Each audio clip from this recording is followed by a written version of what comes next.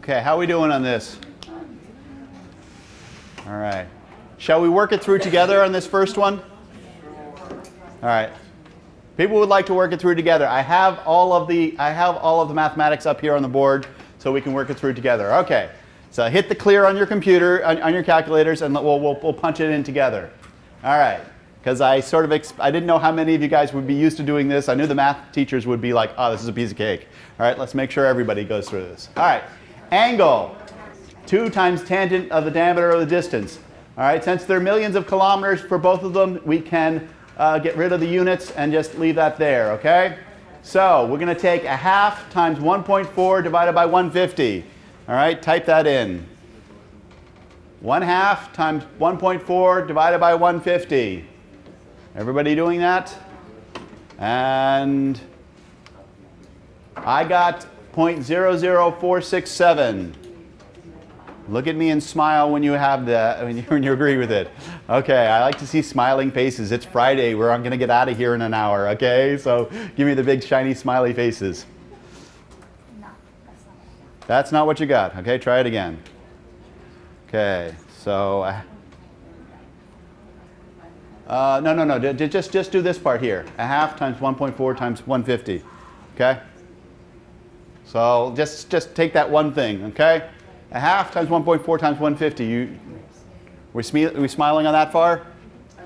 Okay.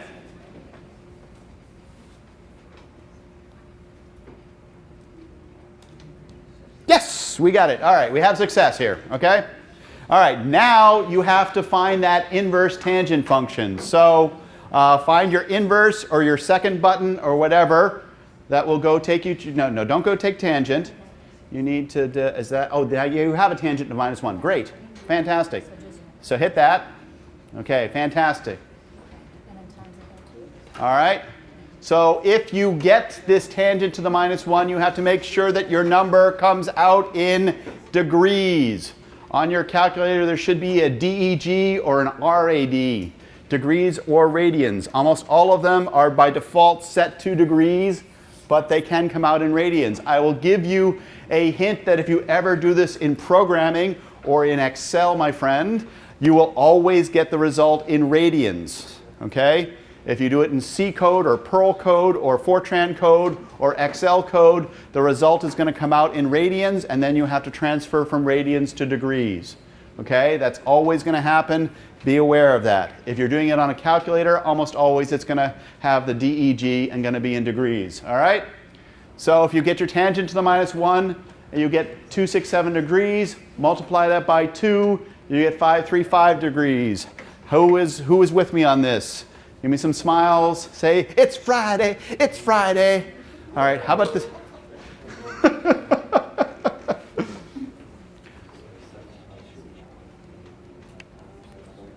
We have some furrowed brows here, but now it's like, yes. Okay? We're working it here, we're working it here.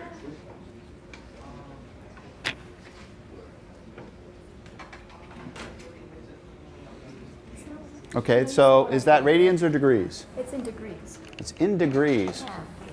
You know, you saw what I did. I did. No, that's giving you tangent. It's not doing tangent to the -1. So you need to hit that. You do need to hit that second. Okay. So point. Here, you do this. Point 0.00467. Now hit that second button. There you go. Now do the A tangent. Okay, arc tangent, tangent to the -1. Now hit enter. Hit the equal key.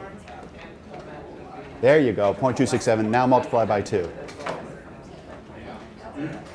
Where's that? Oh, take off the second. There you go. Times 2. Yes! Yes, you do have to hit that second one. Even though that little -1 was up there, that showed you what you get when you get the second, not what's really there, not that it's currently there. Okay, everybody happy? Big thumbs up. Okay, fantastic. So, hello. What result did we get? About 1/2 degree, okay? So I wasn't lying to you when I said that the diameter of the sun, the angular diameter of the sun was about half a degree. Okay? Here's the moon. The moon's diameter is 3,475 kilometers. Its distance is 384,400 kilometers. That's an average distance to the moon. Okay? The moon, of course, can be closer or further away. And if you want to have some fun with your kids, have them calculate the moon at apogee, the furthest away, and perigee, the closest, all right, and see the variety you get. Again, you have diameter over distance.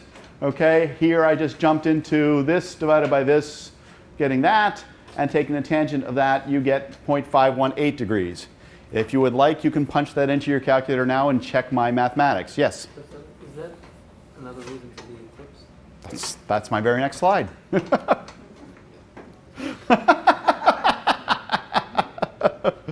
Did anybody punch this in and check my math? Oh, she's doing it. Thank you.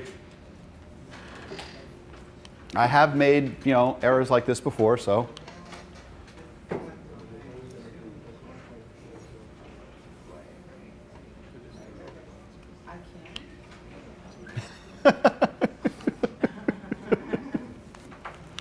All right. So I'm going to, has somebody confirmed it? She gave me the thumbs up. All right. Notice we had 518 degrees, and here we have 535 degrees. As we talked about earlier this week, that leads to that amazing coincidence that we can get pictures like this. All right? And this is one where I specifically got it such that the size of the moon on the sky is almost exactly equal to the size of the sun. Look at these prominences on the sun that you can see because the moon blocks it out. This is the origin of the word coronagraph, because the moon blocks the light of the sun, allowing you to see this region of the sun, which is corona. Not the beer, but the corona on the sun is the external atmosphere of the sun that we can only see, or we could only see during eclipse. Okay? So the ability to see the coronagraph. Now, had anybody ever seen a total solar eclipse? All right, you have seen one. Cool. I have not seen one. I've seen lots of partial eclipses. 2017, August, there is the greatest solar eclipse in our lifetimes. All right? You're not in school yet, so you don't have to drag kids there. It goes from the state of Washington all the way diagonally across the country and exits in Georgia. You will have a path of totality. The maximum of totality is in Kentucky if you really want to go to Kentucky. It doesn't matter, get anywhere along that path of totality, and you can see something like this with the, you can start to see this, and I'm told, I've got a bunch of friends who are eclipse chasers and absolutely love going out to see eclipses. And they just go crazy over them. Like it's like night falling in the middle of the day. I was at a 70% partial eclipse. I was in Central Park in New York City on Christmas Day, and you could tell that something was funky. The light had changed, and random people walking through Central Park. We pulled them over to the telescopes and said, "Here, just look through it." All right, we didn't tell them what was in there. This one Japanese tourist, she went through and went, "Oh!" And she just couldn't believe, because there's a bite out of the sun. All right, and it's almost a normal day, but it's not quite, and they didn't notice, and actually she didn't speak a single word of English, so whatever she said to her companion was in a very excited, high-pitched little manner, chattering around. It was really cute. All right, so total eclipses are a result of the coincidence that the moon and the sun are approximately the same angular size on the sky. All right, so let's take a look at other angular sizes on the sky. So we've got the sun and those same 16 objects that I showed you before, basically another page in that same spreadsheet. Here is the diameter, here is the mean orbital radius, and also when we're talking about planets, the planets and the Earth move relative to one another. The sun is almost always the same distance away, but Mars can come swing past us or be in front of us or behind us. So what I really did is I took what's called the opposition distance. I took the mean orbital radius of that planet and subtracted Earth's mean orbital radius to get us these values here, okay? So this is the maximum angular size that will appear in the sky, the time when the sun, Earth, and that planet are along a roughly straight line in the solar system, okay? So these are the minimum distances, all right? We have angle is 2 times, this is our standard equation there, all right? The angular diameter, I'm not going to make you punch in all those numbers, is here in degrees. Again, the sun is half a degree, all right?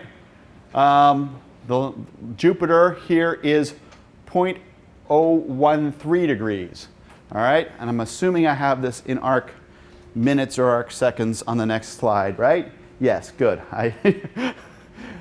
All right, so this is degrees. For the sun, half a degree we can understand. Let's multiply by 3,600 to get arc seconds, okay? All right, so degrees are not terribly useful when discussing these guys, but if we go down into arc seconds, we can see that Venus is the largest one on the sky at 60 arc seconds, so that's about an arc minute across. All right, Venus is the largest at opposition at 60. Unfortunately, Venus is an inferior planet, and there's an astronomy version of inferior. It's not like it's, you know, not so good, but it is internal, closer to the sun. So when Venus is at opposition, it's on the direction toward the sun, and it's very hard for us to look at it. So we never see Venus this large on the sky. We have to see it when it's before it gets to opposition. So we can see it at a maximum of an arc minute, but in practice a lot less. Jupiter, around 3/4 of an arc minute, 46 arc seconds, 47 arc seconds.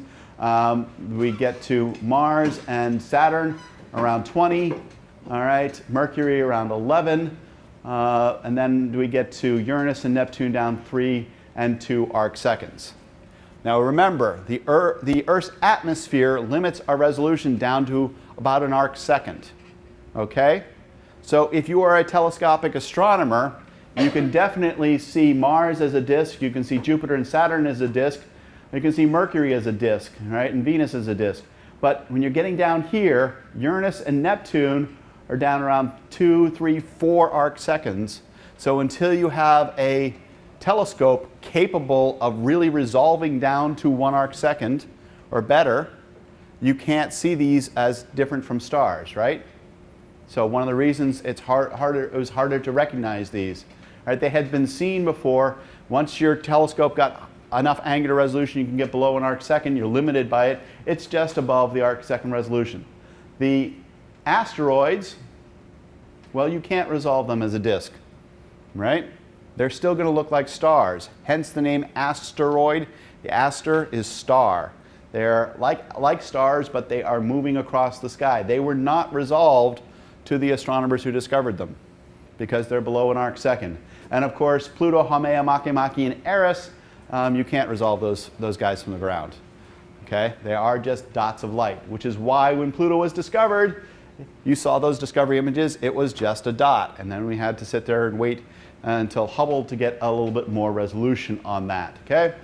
So the planets, we go from on order arc minutes down to to arc seconds for the planets, and then we get to the asteroids and the Kuiper Belt objects and your sub-arc seconds.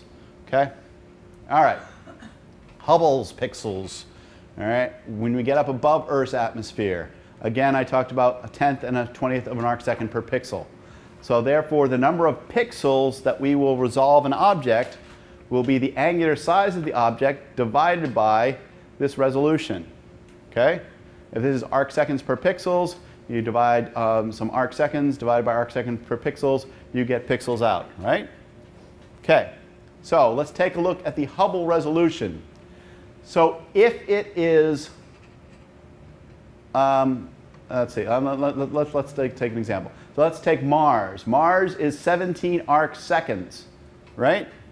If we have 10 pixels per arc second, or 1/10 of an arc second resolution per pixel, right, you're basically going to multiply by 10, and that Mars with width pick 2 would be resolved as 178 pixels.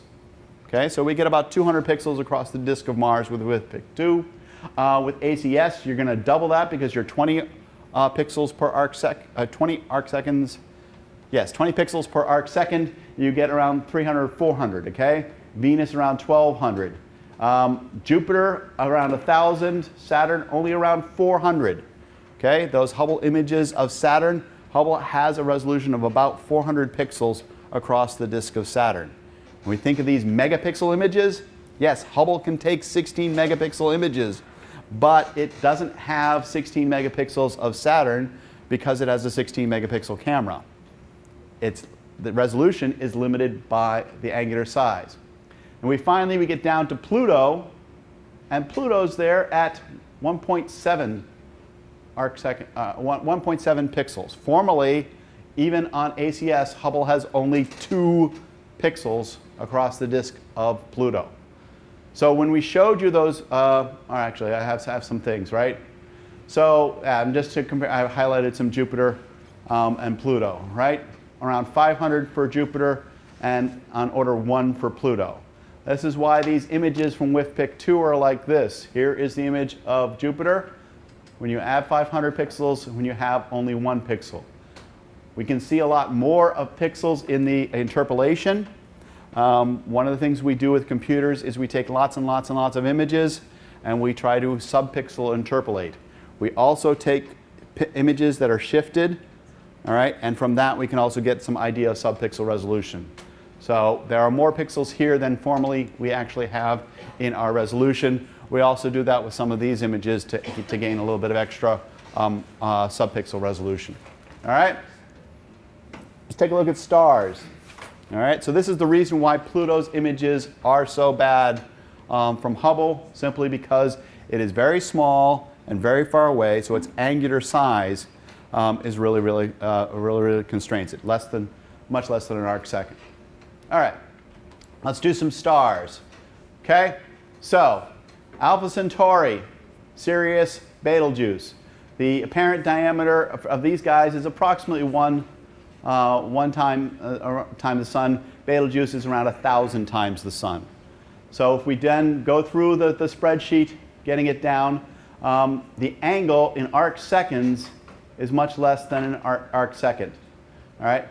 The pixels that Hubble can resolve, these stars here are less than a single pixel. Alpha Centauri A, Sirius, and almost all other stars out there. These are 2 of the nearest stars, 4.37 and 8.6 light years away. Therefore, they are the ones we are most likely to be able to resolve, and we're not able to resolve them at all. All right? However, Betelgeuse, when we use Hubble, we can get down to the similar resolution as we get for Pluto. All right, we can resolve the star Betelgeuse as much as we can resolve the star Pluto, which is why we are able, why we look at Proxima Centauri here, and it's all blown out. I thought I had the picture of Betelgeuse in here. I showed you the picture of Betelgeuse earlier this week, didn't I? All right, so in your brain, insert that picture of Betelgeuse and say, ooh, wow, I should have that in this talk. All right. Finally, let's take a look at galaxies. So, Andromeda, 120,000 light years across, 2.5 million light years away. So its angular diameter in degrees is 2.75 degrees. All right? That's something to really think about. All right? The galaxy is so large that even at a distance of 2.5 million light years, it takes up almost 3 degrees in the sky. All right? Our sun takes up how much in the sky? Half a degree. So, or for the full moon, there are 6 full moons approximately across the length of Andromeda. All right? You try and take the ideas of what we're looking at. All right, 6 full moons across the length of Andromeda. That gives you lots and lots of pixels. So if Hubble looks at Andromeda with ACS, it can get 200,000 pixels across Andromeda. And that would be absolutely crazy to do. Except that we just did it. We didn't go all the way across Andromeda. We went across about 1/3 of Andromeda with the largest image set we've ever taken. It's called the PHAT survey, P-H-A-T, the Panchromatic Hubble Andromeda Treasury Program. Okay, so some astronomers do try and make silly acronyms that are more fun than VLT and EE, Very Large Telescope and stuff like that. So Andromeda, the FAT program, we just released a 2 billion pixel image covering about 1/3 of Andromeda. All right, and so we have a huge number. We do have 100,000 pixels across Andromeda in that survey. The Whirlpool galaxy, it's actually a medium-sized galaxy, only 65,000 light years in diameter. It's around 23 million light years away, so that its angular diameter is less than a degree, but it's still many, many arc seconds. It's around almost 600 arc seconds. So in that, that's about 10 arc minutes. All right, that gives us 11,000 pixels across for ACS. I showed you that Whirlpool galaxy image that we have. That Whirlpool galaxy image is 96 million pixels. It's actually about 8,000 by 12,000 pixels. So what do we have? We have those 12,000 pixels across. So we can get these huge images of the Whirlpool galaxies. All right, we have the high resolution. If I then take a look at M87, we can get, which is another large galaxy, we can get it out at 9,000 pixels. So the question to me comes up, all right, we got all these nearby galaxies, we can get thousands of pixels across it. How far away does a galaxy have to be such that it's not resolved, by, like Pluto? Okay, for a galaxy to look like Pluto, let's take a 120,000 light year galaxy. Let's put it out at 1 billion light years. Well, we still get Jupiter-like resolution. We got 500 pixels across it. All right, if we take one and put it at 5 billion light years, we still get 100 pixels across it. All right, if we put it out at 10 billion light years, we still have 50 pixels across it. So the conclusion from this data table is that if you put a large galaxy at the opposite edge of the universe, we can still resolve it better than we can resolve Pluto inside our own solar system. All right? And you've done the mathematics. The mathematics is something simple. This is just an Excel spreadsheet, pounding that out. A galaxy at the opposite end of the universe is more resolvable than Pluto in our solar system. Okay? Kind of cool. All right? Now, in truth, galaxies at the opposite side of the universe are not 120,000 light years across. Because as you know, when you look at the opposite end of the universe, we're looking back into time. We're seeing galaxies as they were when the universe was only 1 billion years old. Galaxies do grow up on billion-year timescales. Galaxies at the opposite end of the universe are tiny galaxies. Okay? They're not going to be 120,000 light years across. So that's why those galaxies are little red dots. Okay? They're not very well resolved because they aren't as huge as normal galaxies. They're only a few thousand light years across at most. So if you take this number, divide it by 100 to get to about 1,000 light years, you divide this by 100, you're down to half a pixel. All right? So the galaxies at the opposite end of the universe, because they are much smaller, we don't resolve them. But if they were as big as the Whirlpool galaxy, we'd easily resolve them, which is kind of cool. All right? So that is the reason why we can see Pluto, but we can see Pluto as pixels, but we got these amazing images of galaxies. This is the galaxy Messier 100, and this one is yet another 100 million pixel galaxy. All right? Any questions about angular resolution? All right, thank you. Let's switch on to the next thing. What are we going to do?